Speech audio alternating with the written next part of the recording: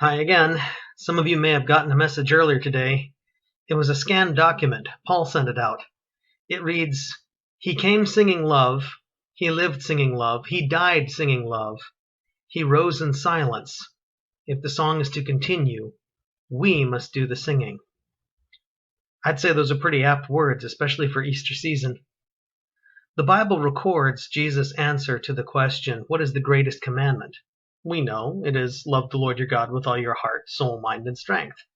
It also records the second one, let's say the second greatest commandment, which is love your neighbor as yourself. And these two summarize all of what God was getting at in giving the law and providing commentary with the prophets. The spiritual life is about loving God and loving your neighbor and doing this from the heart. How do we do this? Well, the Bible provides commentary, and this is important because there are often some very fuzzy views about love out there. We know that love is being patient, and we know that love is rejoicing in the good, which may not always be rejoicing in someone having a nice time if they don't need to have a nice time right now.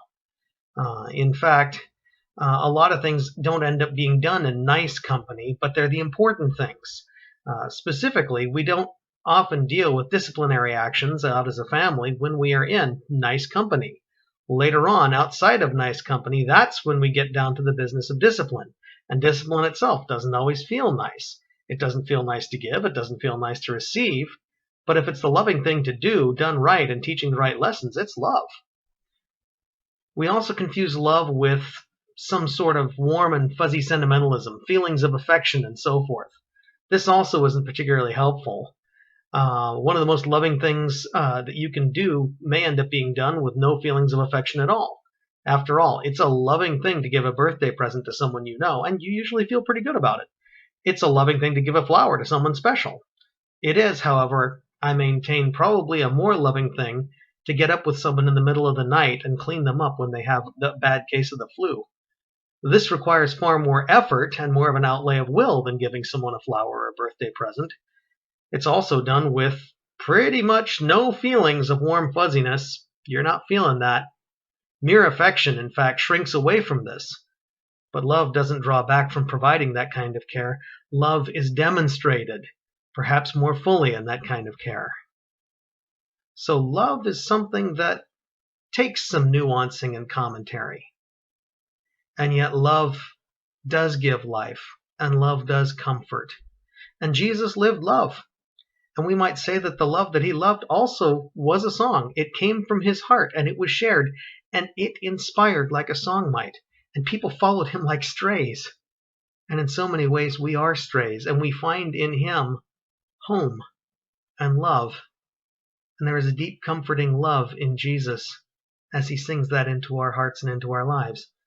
And he came, and he lived, and he died, singing love to us. I think if we were to ask one more question about commandments in the Bible, we could ask, what commandment is given most frequently in the Bible? What do you find the people being told to do most often?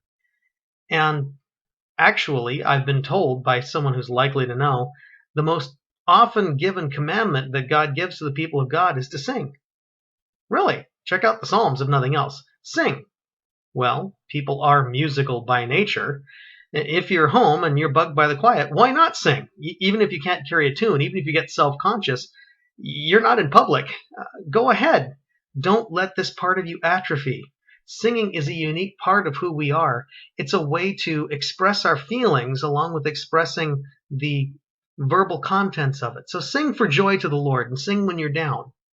Metaphorically as well, if I said last night that love in the passage from Philippians that I looked at was described as primarily meaning to be a motivating force in our lives, or we're invited to think of love as a primary motivating force in our lives, then what do our lives look like if they are meant to be singing love? That's also a mystery to think about. Think about the challenge. What does my love and my life look like as I sing my life towards others? What outlook or attitude does this mean? I don't think it necessarily means that we can't have down days. There are sad love songs. There are happy love songs.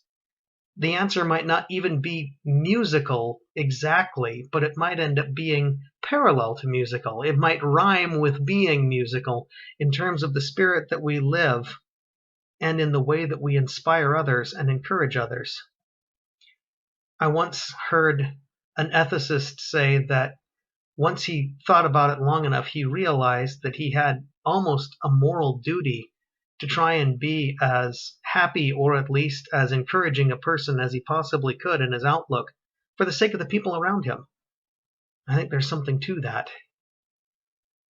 The song we've been given by Jesus will doubtless encompass both happy songs and sad songs, but it's the music that gives life, and it's the music that comes from a life of faith. So think about what that kind of living looks like. Pray for some wisdom. If you need some further places to start, try picking up the Psalms, because they're very, very good at giving at least words to emotions when you don't have the words yourself. Think about it and try taking tomorrow singing God's love. That's all I got for tonight. Remember, no one is an island, and you don't have to be either. So call, write, wave at someone in the park or on the street, and keep drawing together during this time of isolation. Shalom.